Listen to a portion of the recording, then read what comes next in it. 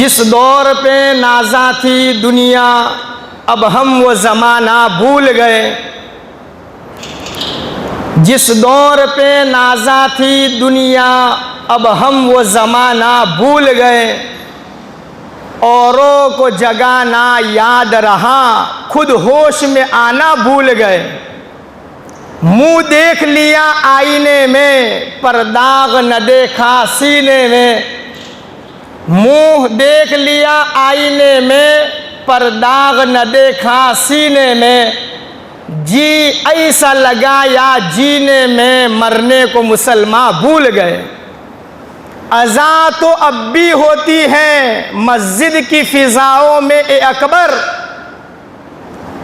अज़ां तो अब भी होती है मस्जिद की फिजाओं में ए अकबर।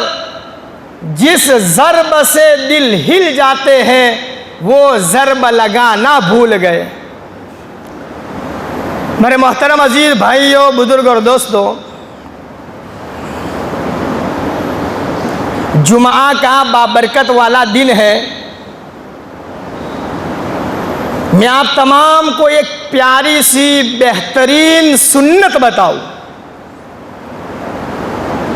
क्योंकि आज के ज़माने में हम सब की एक ही फिक्र है कि हमारे ईमान की हिफाजत हो जावे। शिर्क, कुफ्र, बुत परस्ती से अल्लाह हमारे ईमान की हिफाजत फरमावे। अगर हम ये चाहते हैं कि इस फितने के दौर में और इस आखिरी ज़माने में अल्लाह हमारे ईमान की हिफाजत करे, इस दौर में ईमान वाला एक सुन्नत पर अमल कर दे, अल्लाह उसकी बरकत से उसके ईमान की हिफाजत फरमाएगा। बहुत आसान है, हर कोई कर सकता है। और हदीस की बात है, काली कमली वाले इमामुल अंबिया सल्लल्लाहु अलैहि वसल्लम की हदीस है। और एक सुन्नत पर अमल करने पर अल्लाह क्या देगा? इमामुल अंबिया, महबूबे किबरिया, ताजदार मदीना, सरकारे दो आलम जनाबे मदनी करीम सल्लल्लाहु अलैहि वसल्लम का फरमान है, मन सन्ना सुन्नती इंद फसादी उम्मती फलहू अजरु मिअति शहीद।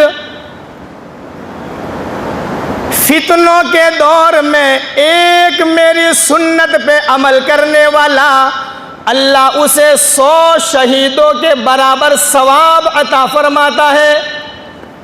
सुन्नत पे अमल, तो ये सुन्नत कर ले, दूसरा फायदा ये होगा, अल्लाह ईमान की हिफाजत फरमा देगा। फजर की नमाज से पहले की 2 रकात सुन्नत मुअक्कदा और मगरिब की नमाज के बाद में 2 रकात सुन्नत मुअक्कदा,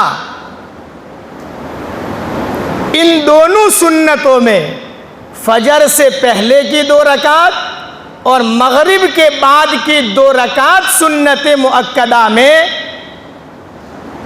पहली रकात में अल्हम्दु शरीफ के बाद कुल या अय्युहल काफिरून और दूसरी रकात में अल्हम्दु शरीफ के बाद कुल हुवल्लाहु अहद, इसका मामूल बना देवे, अल्लाह फितने के दौर में उसके ईमान की हिफाजत फरमा देगा। आसान सा अमल। अल्लाह के महबूब अलैहिस्सलाम ने फरमाया,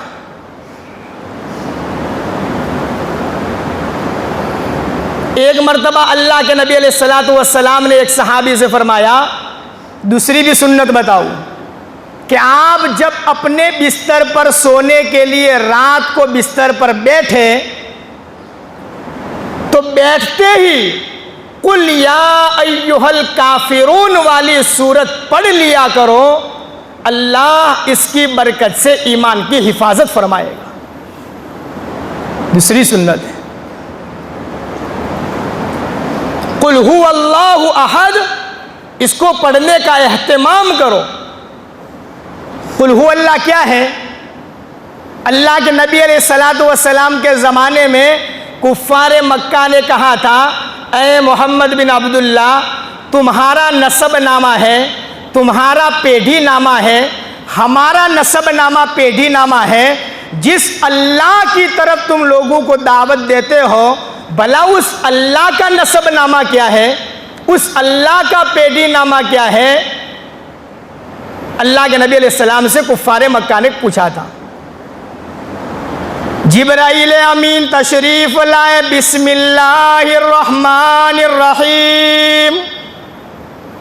ऐ मोहम्मद बिन अब्दुल्ला, कुफ़ारे मक्का को सुना दो, अल्लाह का नसब नामा आ गया, अल्लाह का पेढ़ी नामा आ गया।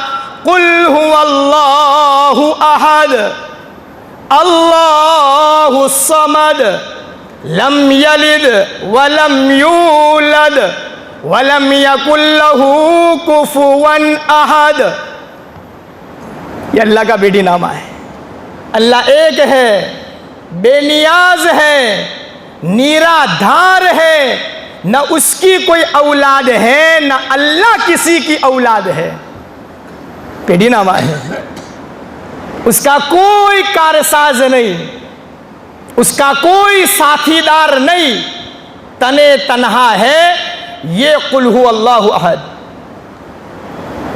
एक दूसरी भी सुन्नत बता दूं, जब दुनिया के अंदर में हदीस में आता है, बच्चा जब पैदा होता है तो फौरन शैतान उस पैदा होने वाले बच्चे के पास आ जाता है और वो शैतान पैदा होने वाले बच्चे को मारता है, हदीस में, जिसकी वजह से वो बच्चा रोता है। इसीलिए अल्लाह के नबी अलैहिस्सलातु वस्सलाम की सुन्नतों में बताया, जब बच्चा पैदा हो फौरन इसको पानी से गुस्ल दे दो, अच्छे कपड़े में लपेट दो और उसके मुंह में खजूर डाल, थोड़ी सी खजूर डाल करके इसको उसके मुंह में रख दो। तहनी की हुई हो, किसी अल्लाह के वली की चबाई हुई हो, या वो ना हो तो ऐसे खजूर उसके मुंह में रख दो और सीधे कान में अजान और नाभे उल्टे कान के अंदर में तकबीर कह दिया करो। ये अल्लाह के नबी अलैहिस्सलातु वस्सलाम की सुन्नतों के अंदर में आता है। 7वें दिन का बच्चा हो जावे तो फिर इसका अच्छा नाम रखो और उसके नाम पर अकीका करो। ये सुन्नत है।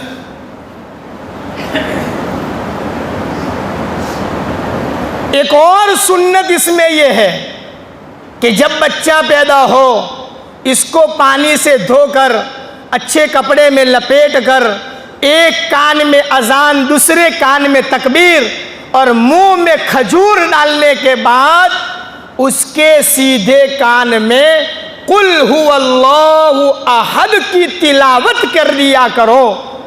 फायदा क्या होगा? जिस पैदा होने वाले बच्चे के कान में कुल हुवल्लाह पड़ी जाती है, क़यामत तक, बल्कि वो बच्चा अपनी मौत तक कुल हुवल्लाह की बरकत से अल्लाह उसको जीना से अल्लाह इसकी हिफाजत फरमा देता है। अल्लाहु अकबर कबीरा। बच्चा लड़का हो या लड़की हो, कान में कुल हुवल्लाह पढ़ लिया करो। मुजर्रब अमल है, अल्लाह उस बच्चे बच्ची को जीना से महफूज फरमा देता है। सुन्नतों पर अमल करने का दौर है। एक एक सुन्नत पर अमल करें, अल्लाह ने इसी में हम तमाम की दुनिया आखिरत की कामयाबी को छुपा करके रखा है। ये सुन्नत को बताने के बाद मैं आप लोगों को एक वाक़या सुनाना चाहता हूँ। वाक़या, और ऐसा बेहतरीन वाक़या, बस अल्लाह से दुआ करें ये वाक़या अल्लाह मेरी और आपकी और उम्मत के लिए बरकत का, आफियत का और हिदायत का अल्लाह ताला इसको जरिया बना देगा। कहो ना आमीन, कहो ना। हज़रत हसन बसरी रहमतुल्लाहि अलैह बहुत बड़े अल्लाह के वली गुजरे हैं। इमामुल औलिया इनको कहा गया, कुतुब और अब्दाल के भी सरदार कहा गया हसन बसरी रहमतुल्लाहि अलैह। बसरा के रहने वाले थे।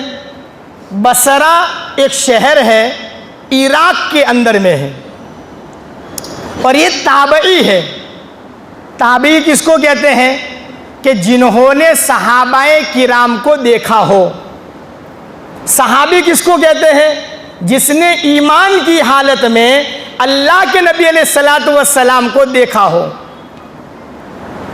और उसी पर इनका इंतकाल हुआ हो, इसको सहाबी कहते हैं। ताबई जिसने सहाबी को देखा हो। हसन बसरी रहमतुल्लाहि अलैह एक ताबई गुजरे, बसरा में रहते थे।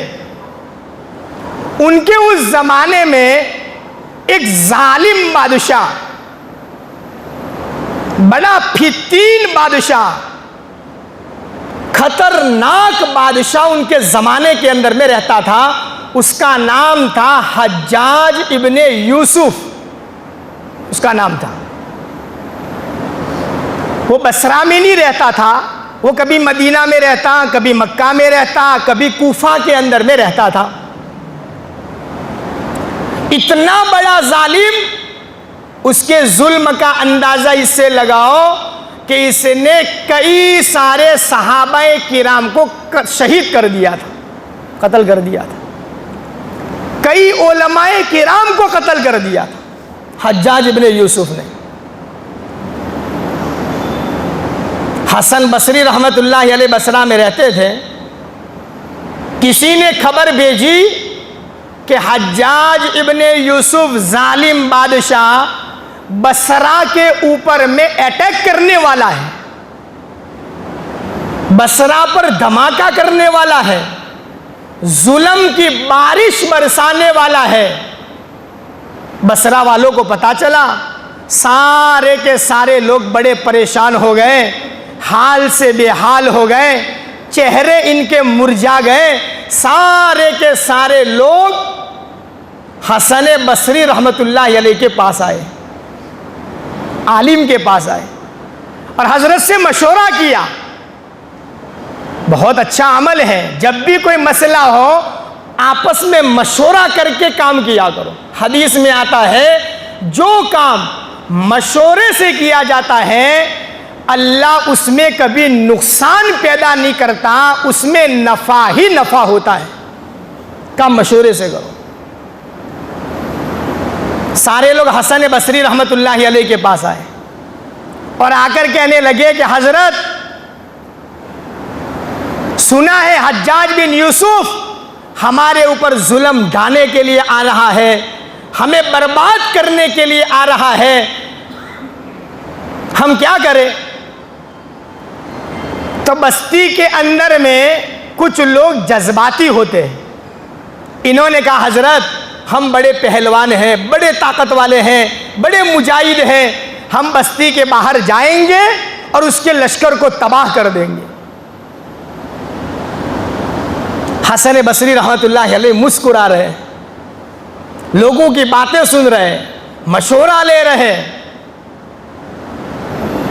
हसन बसरी रहमतुल्लाहि अलैह ने फरमाया कि तुम हज्जाज के जुल्म से बचना चाहते हो, फितने से बचना चाहते हो और तुम अपने आप की हिफाजत करना चाहते हो। ए बसरा वालों, 3 काम मैं बता रहा हूं, 3 कामों के ऊपर तुम अमल करने वाले बन जाओ, अल्लाह जुल्म से तुम्हारी हिफाजत फरमा देगा। आज के दौर में क्या है, हालात हमारे सामने हैं। आखिर में वाकया जब पूरा होगा ना, हसन बसरी ने एक जुमला कहा था जो किताबों के अंदर में भी लिखा हुआ है। आखिर में सब कुछ हो जाने के बाद हसन बसरी ने फरमाया था, ऐ बसरा के लोगों, जब जब भी मुसलमान पर हालात आवे, जुल्म करने वाले पैदा होंगे, अगर मुसलमान इन 3 कामों पर अटल रहेंगे, 3 कामों की पाबंदी करेंगे, अल्लाह मुसलमानों की जुल्म से हिफाजत फरमाएगा, अल्लाह मुसलमानों की मदद फरमाएगा और अल्लाह तबारक व तआला उस ज़माने में मुसलमानों को इज्जत की दौलत से माला माल फरमाएगा। ये 3 जुमले हजरत ने फरमाए। अभी हमारे सामने हालात हैं, परेशानियां हैं, हम चाहते हैं ये जुल्म ख़त्म हो जाए, अल्लाह बरकतें अता फरमाए, अल्लाह नुसरतों से हमारी मदद करे।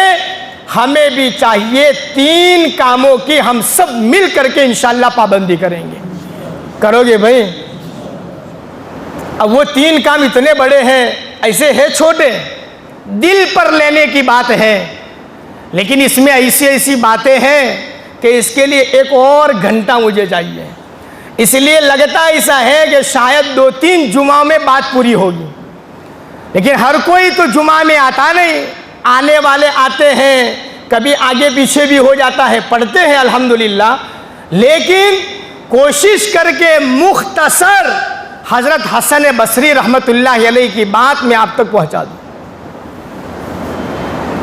हसन बसरी रहमतुल्लाह अलैह ने कहा, सारे बसरा वालों को मेरे पास जमा करो।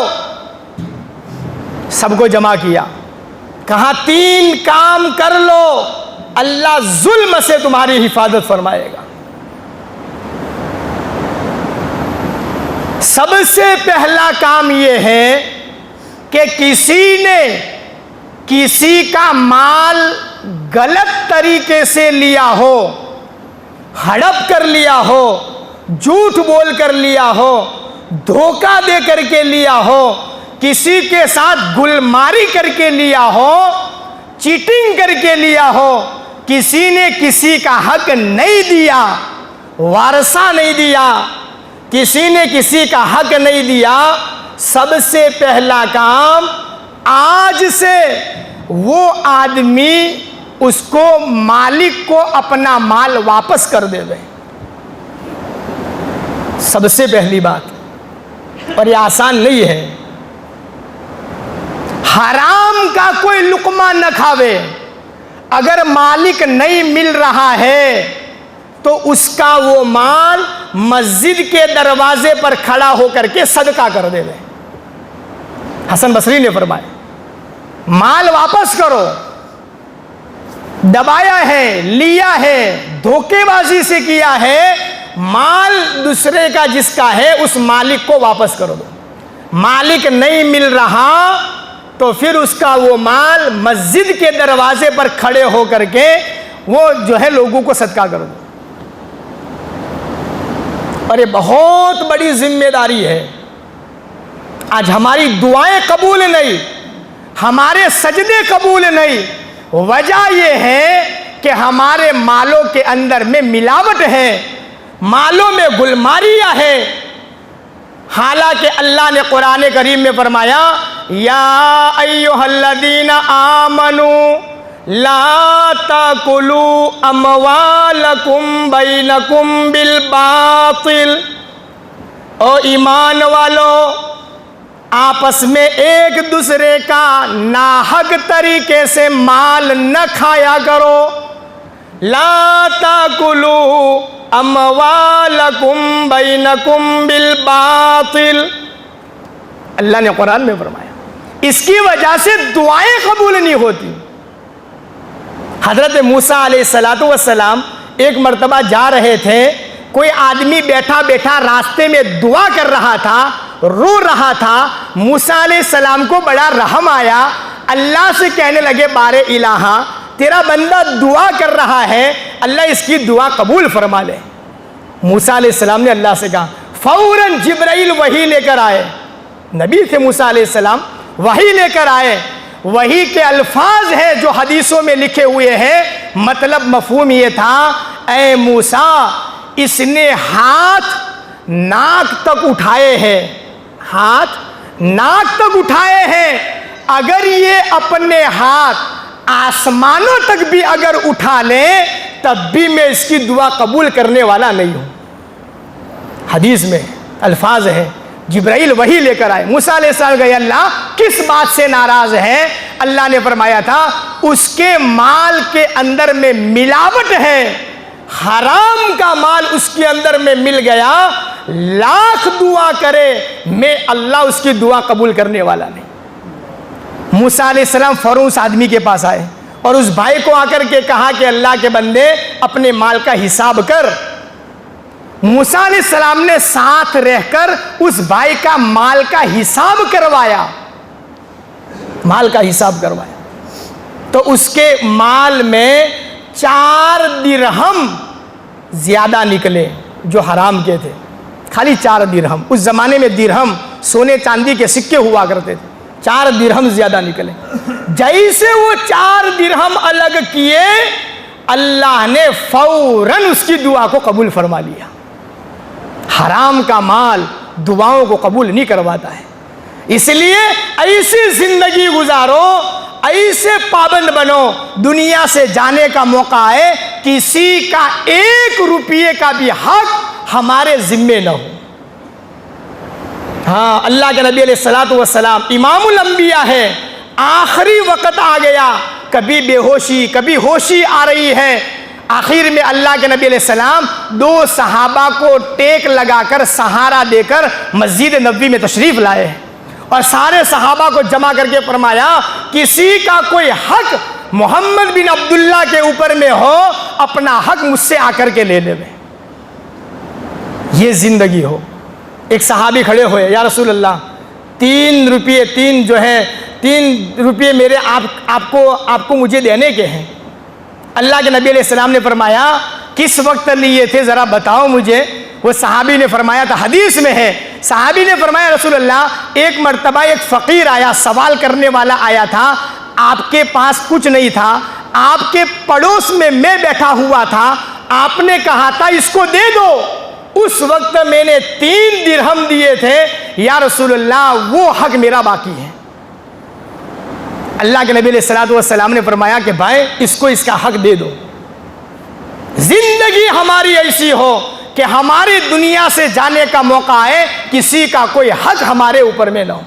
तो हसन बसरी रहमतुल्लाह अलैह ने बसरा वालों से फरमाया था 3 काम करने हैं। सबसे पहला काम, किसी का माल लिया हो, किसी का हक दबाया हो, किसी का हक मारा हो, उसको उसका मालिक को माल वापस कर दो, अल्लाह जालिम के जुल्म से तुम्हारी हिफाजत फरमाएगा। और भी बहुत सारी बातें हैं। फिर हजरत ने 2 बातें और बताई। आखिर में हजरत ने बसरा वालों को दुआ दी। और फिर क्या हुआ, हज्जाज बिन यूसुफ ने क्या किया और क्या हुआ, लंबा चौड़ा जरा वाकया है, शायद और भी 1-2 जुमा निकल जाए, लेकिन इस फितने के दौर में हमें भी हसन बसरी रहमतुल्लाह अलैह की 3 बातों पर अमल करने की ज़रूरत है। करोगे इंशाअल्लाह? आज तक जो सुनाया अल्लाह उस पर हम सबको अमल करने की तौफीक अता फरमाए।